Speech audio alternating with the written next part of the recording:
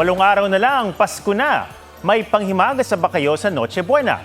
Tapok namin ngayong gabi ang mga cake na hindi lamang pang-alis umay, tila palamuti na rin sa handaan. Tasapin ang sarap ng Pasko. Ngayong Kapaskuhan, ang mga cake hindi lang basta panghimagas, kundi simbolo rin ng pagdiriwang at tagumpay na pinagsasaluhan ng pamilya. Ang mga disenyo ng cake artist na si Lorenzo, nakikisabay man sa bago, tinitiyak niyang classic pa rin ang lasa. Usually, yung mga nakikita niyong cake sa akin ngayon is more on a modern side po talaga. Pero flavor-wise, ang inspiration ko talaga is yung traditional chocolate and carrot walnut cake na ginagawa ng lola ko before.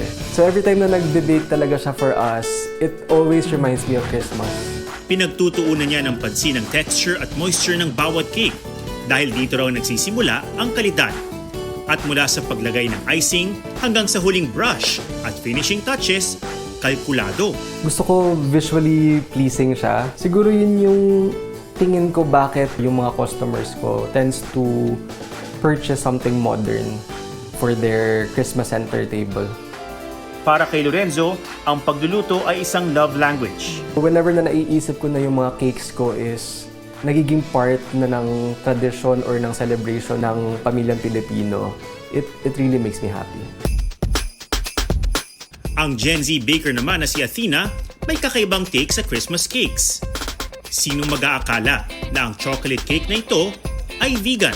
The vegan pastries that I make kasi it's entirely no dairy, no eggs, and it's a healthier approach and a healthier alternative for someone who's looking for a healthier alternative na dessert. Bukod sa mas masusing pagpili ng sangkap, isa rin sa alok ni Athena ang kanyang eleganteng cake designs.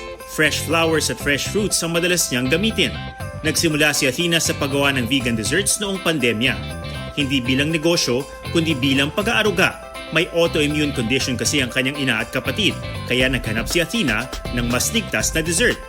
Isang alternatibong pwedeng pagsaluhan ng buong pamilya, nang walang pangamba. I think it's suitable for everyone. It's just like a regular dessert, and I think that's the whole point that I made before na hindi siya lasang iba.